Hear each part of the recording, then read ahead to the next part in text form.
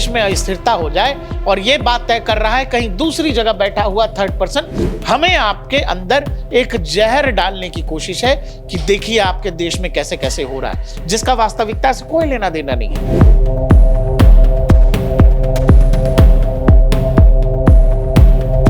X पर यानी Twitter पर बहुत सारे प्रो कांग्रेस या एंटी इंडिया स्टांस लेने वाले वो ट्विटर हैंडल्स हैं जो इस देश से चल ही नहीं रहे। दिव्या शर्मा जी असल में ये सिलेंडर सी शक्ल का आदमी है। अब्दुल बांग्लादेश में बैठकर भारत के दलितों की चिंता कर रहा है। वैसा इसलिए किया जाता है कि हम आप आपस में लड़ते रहें। आपका घर बाहर बैठे लोग नैरेटिव के आधार पर जला करके चले जाएंगे और आपको पता भी नहीं लगेगा।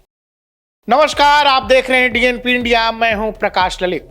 दर्शकों, हम आप किसी बात पर राय कैसे बनाते हैं, कैसे किसी बात को लेकर कोई नैरेटिव के ऊपर हम सोचना या समझना शुरू करते हैं, कैसे कोई बात हमारे लिए छोटी या बड़ी होती है। आजकल यानी इस समय के लिहाज से, आज के जमाने के हिसाब से ये सब आप कैसे तय करते हैं कि कौन सी बात सही है, कौन सी बात में दम है या कौन सी बात में दम नहीं है, कौन सी बात सही है या कौन सी बात गलत है, ये कैसे तय करते हैं? आपका पहला सोर्स ऑफ इंफॉर्मेशन क्या है? हमारा आपका मोबाइल फोन, हमारे आपके सोशल मीडिया अकाउंट्स, हमारे आपके वो फर्स्ट हैंड इंफॉर्मेशन जो या तो हम कहीं से ले रहे हैं, वो चाहे सोशल मीडिया के जरिए या किसी अन्य प्लेटफॉर्म के जरिए। लेकिन जब आपको ये पता लगे कि आप जहां को जिस चीजों को पढ़कर, जिस प्रोफाइल या हैंडल को पढ़कर, खासकर अगर ट्विटर की बात करें, वो पढ़ रहे हैं, जिनको देखकर राय बना रहे हैं, वो यहां के हैं ही नहीं। मतलब जो लोग या वैसे ट्विटर हैंडल जो ये बता रहे हैं कि देश में कुछ भी ठीक नहीं है, देश में सब कुछ बर्बाद हो रहा है, दलितों की आवाज को दबाया जा रहा है, नॉर्थ वर्सेस साउथ का सिचुएशन है, नॉर्थ के लोग साउथ वालों को पसंद नहीं करते, नॉर्थ के लोग जो ब्राह्मणवादी मानसिकता के हैं वो साउथ के लोगों को पसंद नहीं करते, और पितृसत्ता है देश में मनुवाद है, देश में हर घर में मनुस्मृति पढ़ी जाती है। मनुस्मृति की किताबों को जला दीजिए, मनुवाद की बात करने वालों को दरकिनार करिए, उनका बहिष्कार करिए। इस देश में ब्राह्मणवाद है, पितृसत्ता है, जाने क्या क्या है, देश में वोट चोरी हो रही है। ये सब चीजें आप तक कैसे आती हैं? इन्हीं सोशल मीडिया हैंडलरों के जरिए या हैंडल्स के जरिए। फिर आप उसे पढ़ते हैं तो आपको यह लगता है, चूंकि उसी चीज को और भी बहुत सारे लोग आगे बढ़ाते हैं, उसी कहानी को, तो आपको ऐसा लगने लगता है कि शायद देश में ऐसी समस्या है, देश वाकई मुश्किलों में है, देश में वाकई में सब कुछ खराब है, सब कुछ बर्बाद हो रहा है, देश में सब कुछ खत्म हो जाएगा, देश बिल्कुल सही हाथों में नहीं है, देश में कुछ भी अच्छा नहीं हो रहा है। बात करेंगे ट्विटर की। जी हां, ट्विटर की और एलन मस्क की। हुआ ये, एलन मस्क ने एक्स यानी जो पहले ट्विटर हुआ करता था, जिसको अब आप एक्स कहते हैं, एक्स पर एक फंक्शन लेकर के आए। ये कि मान लीजिए मैं अपना ट्विटर हैंडल इंडिया में बैठकर चला रहा हूं, तो अब सामने वाला जो मेरा फॉलोवर होगा या जो भी मेरी प्रोफाइल में आएगा, वो अबाउट इन्फो में जाएगा, तो उसे ये पता लग जाएगा कि ये जो हैंडल है, ट्विटर हैंडल है, ये चल कहां से रहा है। मतलब पहले जो काम केवल नाम से हो जाया करता था, मैं दुनिया के किसी भी कोने में बैठकर किसी की भी बात कर लेता था, कहीं का कोई भी नैरेटिव सेट कर देता था, वो अब नहीं हो पाएगा। केवल इतनी सी बात से कि ट्विटर हैंडल्स का सही लोकेशन पता लगने लगा। आपको पता है कितनी बड़ी बात सामने आई है? इतनी बड़ी बात कि जिन सोशल मीडिया हैंडल्स को हम आप फॉलो कर रहे होंगे, उनको देखकर अपनी राय बना रहे होंगे, उनको देखकर ये सोच रहे होंगे कि यार देश में तो सच में बहुत कुछ गड़बड़ हो रहा है, कुछ ना कुछ तो गड़बड़ हो रहा है। वो चाहे ईवीएम का मसला हो, वो चाहे वोट चोरी का मसला हो, वो चाहे संविधान बचाने की कहानी हो, बहुत सारी चीजें जुड़ी हुई हैं। अब मैंने जो कहा कि आपका गुस्सा कैसे जाहिर होता है, आप किसी चीज को देखते हो, कई बार हर चीज आपकी आंखों के सामने नहीं होती है, आप दूसरों को पढ़कर जानकर अपनी राय बनाते हो, और उसी राय बनाने के खेल में एक बड़ा षड्यंत्र हमारे आपके साथ हो रहा है, जो एलन मस्क की एक साधारण सी बात से हमारे आपके सामने आ गया।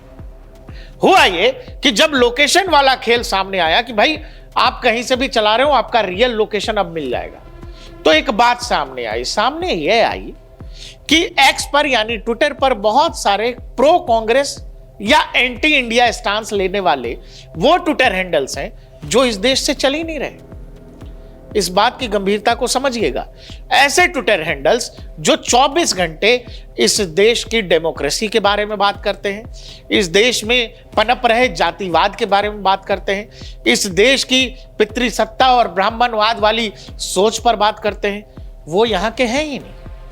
वो कहीं और बैठ के हमारे यहाँ के साहित्य, सभ्यता, संस्कृति, कल्चर पर टिप्पणी करते हैं, लेकिन वो लिखा ऐसे जाता है, बताया ऐसे जाता है, जैसे आपको लगेगा कि हमारे आपके बीच कोई है जिसको ये चीजें दिख रही हैं, जिसके साथ ये चीजें हो रही होंगी, वो एक्सपीरियंस कर रहा होगा और वो अपना फर्स्ट हैंड इंफॉर्मेशन जो है शेयर कर रहा है या अपनी राय शेयर कर रहा है। और वो सब इतने करीने से सांचा जाता है, लिखा जाता है कि आपको लगता है कि वाह क्या लिखा है, क्या विचार है, सरकार का विरोध होना चाहिए। इस तरह के थॉट प्रोसेस से जाकर के क्या आपको पता है कि ये जितने प्रोफाइल्स हैं, अब जैसे देखिए दिव्या शर्मा नाम से क्या लग रहा है, कोई शर्मा जी हैं और दिव्या शर्मा क्या लिख रही है अपने प्रोफाइल में, चलेगी झाड़ू उड़ेगी धूल, ना रहेगा पंजा ना रहेगा फूल, एनटीआरएसएस मेरा भारत महान, भारत माता की जय, फॉलो बैक, जो भी है। लेकिन आपको जब यह पता लगेगा कि ये दिव्या शर्मा है कहां से, दिव्या शर्मा रह कहां रही हैं, तो आप आश्चर्य में पड़ जाएंगे। फिर आपको लगेगा कि दिव्या शर्मा किसी दूसरे देश में रह के पंजाब फूल आरएसएस से नफरत क्यों कर रही है। दूसरा प्रोफाइल है निधि सिंह राठौर। एक और प्रोफाइल है दलित वॉइस। इस ट्विटर हैंडल से 24/7 दलितों की चिंता जाहिर की जाती है, दलितों के बारे में बताया जाता है, दलितों के साथ इस देश में कितने अत्याचार हो रहे हैं ये बताया जाता है, दलित अधिकारियों की बात की जाती है।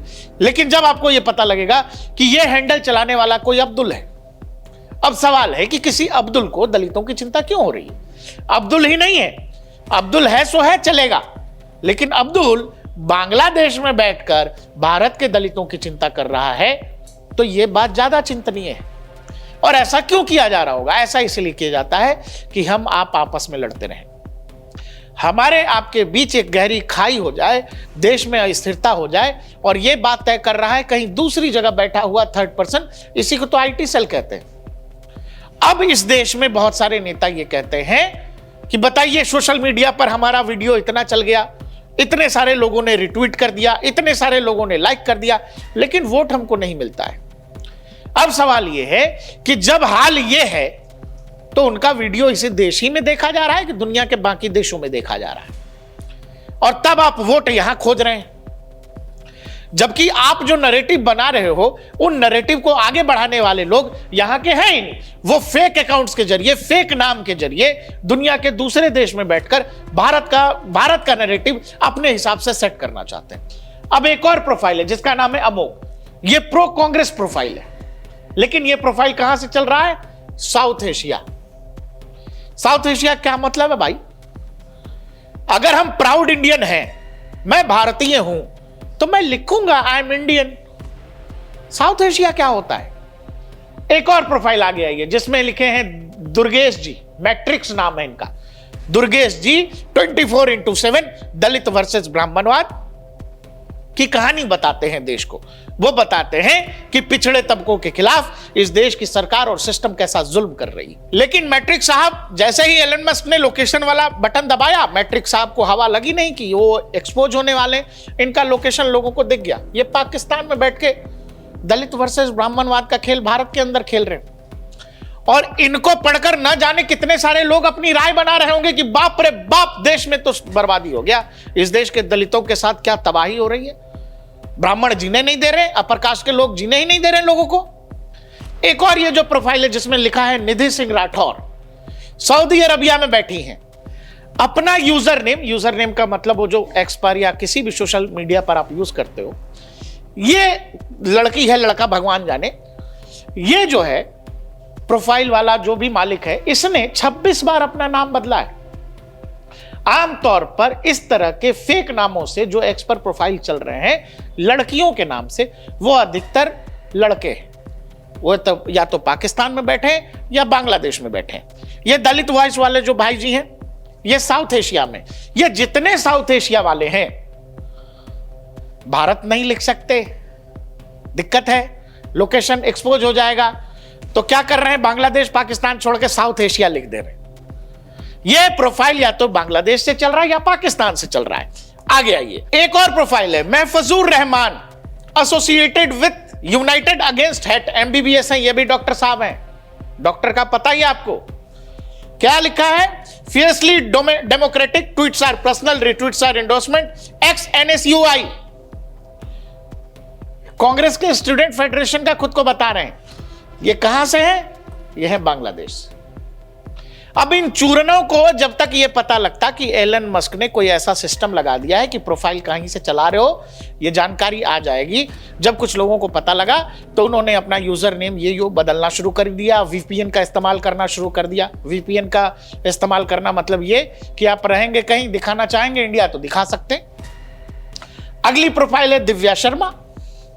दिव्या शर्मा जी क्या लिखती हैं, वही वाली उड़ेगी धूल वाली। दिव्या शर्मा जी क्या है जानते हैं, दिव्या शर्मा जी असल में ये सिलेंडर सी शक्ल का आदमी है जिसका नाम है, जानते हैं क्या, इस आदमी का नाम है, ये अब्दुल है। अब्दुल पाकिस्तान में बैठा है, सिलेंडर सी शक्ल का आदमी है, लेकिन प्रोफाइल चला रहा है दिव्या शर्मा का। एक और है भाविका कपूर, ट्विटर पे बड़ा एक्टिव अकाउंट है, ये 50,000 से ज्यादा फॉलोवर था। भाविका कपूर अब रही नहीं, प्रोफाइल एलिमिनेट कर दिया गया इनका। भाविका जी 24/7 क्या लिखती है, strong supporter of liberal, secular, democratic. और आप यकीन करिए कहां रहती हैं भाविका जी, भाविका जी ने लिखा यूके है, लेकिन भाविका जी पाई जाती हैं, मोहम्मद तुफैल नाम है इनका, और ये पाकिस्तान के कराची से ये प्रोफाइल ऑपरेट कर रहे हैं। आप भाविका कपूर को यहां पढ़ के इमोशनल हुए जा रहे हैं कि ओह क्या लिख दिया, देश में सब कुछ बर्बाद हो रहा है, और भाविका जी को सब पता है। भाविका जी को पढ़कर आप यहां राय बना रहे हैं। और भाविका जी कौन है, भाविका जी मोहम्मद तुफैल, ये आदमी, इसकी शक्ल देखो, ये कहीं बैठ के चूरन बेच रहा है, और आपको लग रहा है कि इस देश में कुछ भी ठीक नहीं है, और इस देश में एक आदमी आ जाएगा तो वो सब कुछ ठीक कर देगा।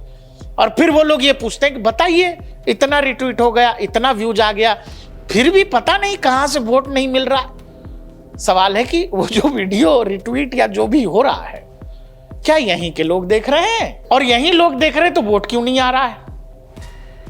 क्योंकि आपका नैरेटिव जो भी आप बोल रहे हैं उसको रिट्वीट या आगे बढ़ाने वाले लोग यहां के हैं ही नहीं। आप पेड प्रोमोटर्स का इस्तेमाल कर रहे हैं, और उसका इस्तेमाल दुनिया भर के देशों के लोगों के जरिए हो रहा है। आप उनके जरिए अपने नैरेटिव को आगे बढ़ाना चाहते हैं, और यही कारण है इस तरह के फेक नैरेटिव्स चाहे सोशल मीडिया पर जितनी देर चल जाए, जमीन पर इनका अंत हो जाता है। जमीन से इस तरह की बातों का कोई लेना देना ही नहीं है। आगे आइए, एक बड़ा डिबेट आजकल आपने सुना होगा, वो चाहे तमिलनाडु में हिंदी को लेकर हो, क्षेत्रीय भाषाओं को लेकर हो, ये सब जो शुरू किया जाता है, ये सब के पीछे एक प्रॉपर सिस्टम काम करता है। अब जैसे ये देखिए, ये जितने प्रोफाइल्स हैं, कोई यूनाइटेड स्टेट्स में बता रहा है, कोई ऑस्ट्रेलिया में बता रहा है, कोई कनाडा में बैठा है, कोई हांगकांग में बैठा है, कोई बांग्लादेश में बैठा है, पाकिस्तान में बैठा है, यूनाइटेड अरब एमिरेट्स में बैठा है, सारे नाम तमिल हैं।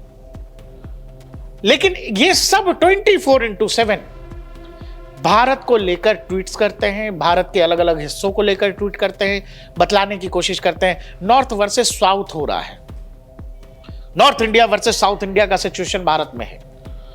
वही बात बीजेपी के आईटी सेल के हेड अमित मालवीय ने लिखा है कि after X enabled location details an interesting pattern has emerged, a large number of pro Congress, anti Hindu and decisive caste based handles are not even operating from India, many are being run from Pakistan. वही बात कि ये जो लोग anti cast की बात करते हैं, एंटी हिंदू बात करते हैं, एंटी इंडिया बात करते हैं, ये दरअसल भारत से चल ही नहीं रहे हैं। और अधिकतर वो हैंडल्स हैं जो प्रो कांग्रेस हैं, ये सारे, जिसमें आपको कोई निमो यादव दिख रहा होगा, कोई असद दिख रहा होगा, कोई खुशी दिख रही होगी। बेसिकली क्या है कि गुस्सा भी बनावटी, वो गुस्सा जो इस देश के जनमानस में है नहीं, जो आउटरीच जनमानस में है नहीं, उस आउटरीच को क्रिएट करने की कोशिश है, बनावटी गुस्सा एक्सपोर्ट किया जा रहा है। चूंकि हम आप अब वही है, मोबाइल सोशल मीडिया का जमाना है, हम आप देखते लिखते पढ़ते हैं, हमें आपके अंदर एक जहर डालने की कोशिश है कि देखिए आपके देश में कैसे कैसे हो रहा है, जिसका वास्तविकता से कोई लेना देना नहीं है। एक आभासी दुनिया में आपको डालने का प्रयास है कि आप अगर उस तरह से जब सोचने लग जाते हो, पढ़ने लग जाते हो, देखने लग जाते हो, तो फिर आपको समस्या ही समस्या नजर आएगी। दो ही तरीका है, या तो आपको आधा ग्लास भरा हुआ नजर आ सकता है, फिर आप ये सोच सकते हो कि हाँ जी आधा ग्लास भरा हुआ है, आधा ग्लास और भरने की कोशिश कर सकते हैं।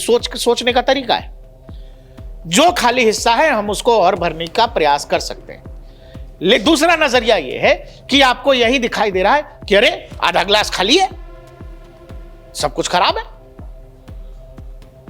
दोनों ही नजरिया अपना अपना, तो आपको एक निगेटिव फ्रेम में डालने की कोशिश है, जहां आपको अपना ही देश बुरा लगने लगे, जहां आपको अपना आगे बढ़ता हुआ देश यह लगे कि हम 21वीं सदी में नहीं है, हम तो पिछड़ते हुए लोग हैं। आज भी इस देश में ब्राह्मणवाद बहुत बड़ी समस्या है, जातिवाद बहुत बड़ी समस्या है, आज भी घर घर में मनुस्मृति पढ़ी जा रही है। जो लोग मनुस्मृति की किताबें जलाना चाहते हैं, क्या वो बताएंगे कि उन्होंने मनुस्मृति के 4 पन्ने पढ़े हों, 4 लाइनें पढ़ी हों? इस देश के अधिकतर हिंदू घरों में आज भी मनुस्मृति नहीं रखी जाती, जहां तक मेरी जानकारी है।